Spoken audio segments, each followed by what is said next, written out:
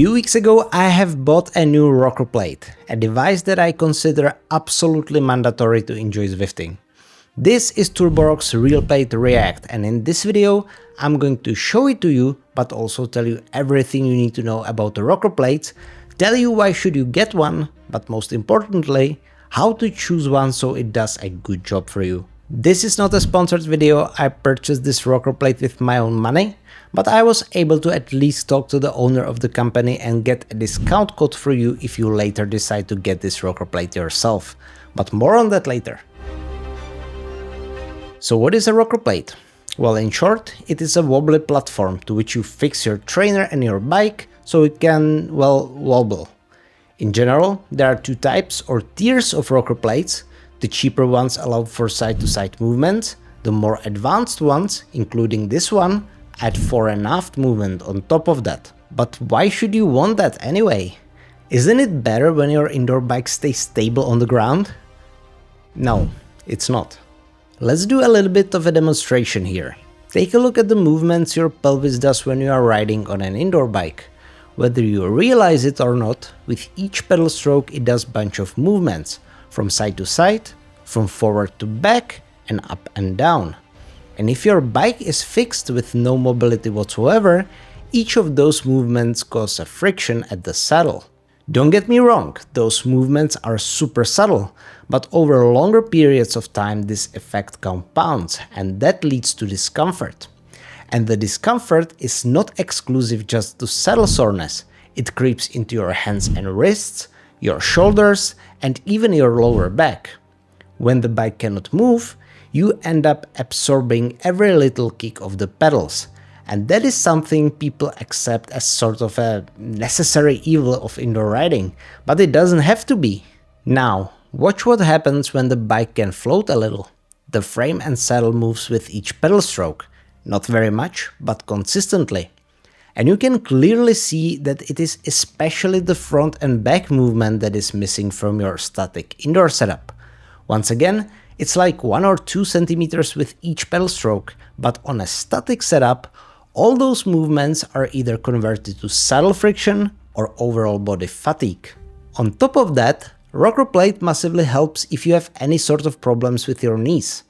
It is sort of difficult to explain or demonstrate, but when your bike is moving, your knees can find their own groove and natural movement instead of being forced going straight up and down.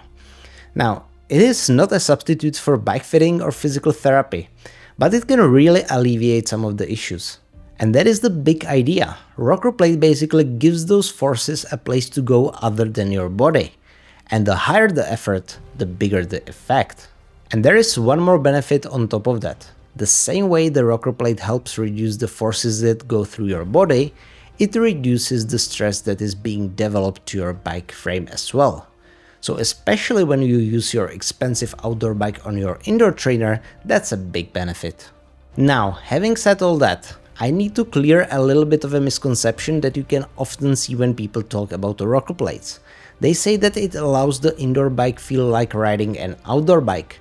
And that's really not true, especially when you go out of the saddle outside, the bike underneath you rocks into different direction than your pedal strokes, and that is not the case here.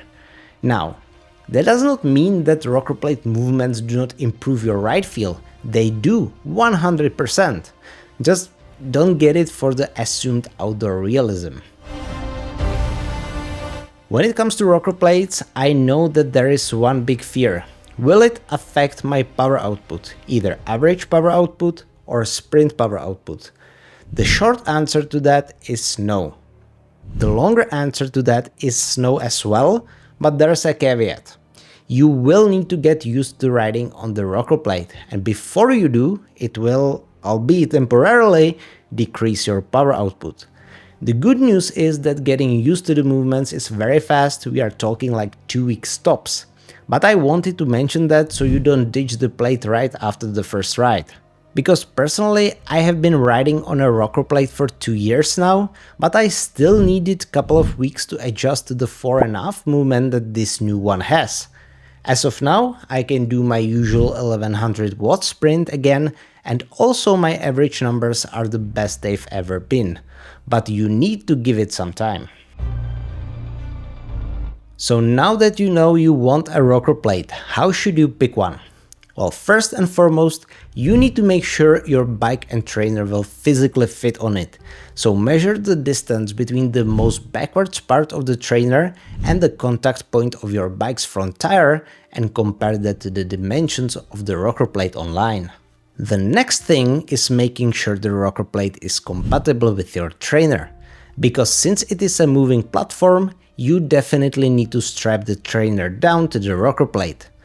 Most rocker plates will be compatible with most trainers, but if you have less common trainer setup, it is definitely worth checking if it's compatible. The third thing you need to consider is whether you will get one with only side-to-side motion or if you are going to go all the way through. And after what I've said in this video so far, I do not think you will be surprised that I'm going to recommend you one that allows for fore and aft movement. But it is an unfortunate truth that these rocker plates are simply more expensive. And if you do not have the budget for it, even one with only side-to-side motion is going to be a huge upgrade for your rides. Finally, I would definitely recommend you one where you can adjust the tension and the range of movement. Ideally, you want as big of a range of movement as possible to get full benefits, but it is important to have the ability to adjust the left and right balance when you sit on the bike. And the one I got fulfills all that criteria. Like I said at the start, this is not a paid partnership, so in theory I shouldn't be promoting just this product, but honestly I love it so much that I decided I would do so anyway. It is that kind of product that you do not know you were missing until you get it, and honestly the only thing I regret now is not getting it sooner. This thing has both side-to-side and fore and aft movement. It has a very small footprint, it supports most conventional trainers with a clever system of straps and anchors, you can easily adjust the tension, you can use both Wahoo Kicker Climb and Elite Riser with it, and it is such a joy to ride, it is very hard for me to express it in words. Compared to some other rocker plates, this one also ships completely assembled, so you don't need to worry what should you screw where and how to put it together. You simply mount your bike, adjust the pressure in the balls and ride. Since the fore and aft movement requires a construction of rails and springs, it introduces a little bit of an extra noise compared to when you are riding without a rocker plate. It's nothing horrible when you have your fans running, it's basically non-audible, but I'm including the comparison so you can have all information available.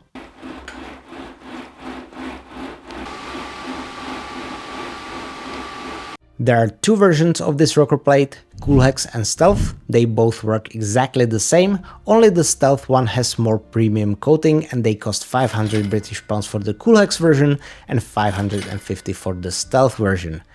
All tariffs and import fees are also paid by the company, so you only need to cover shipping and that's it.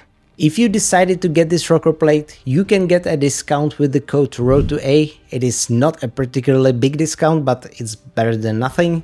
Let me know in the comments what is your experience when using rocker plates, and if you want to see me using this, check out my sub 3 hour 4 horsemen challenge when the rocker plate really helped me stay dialed in.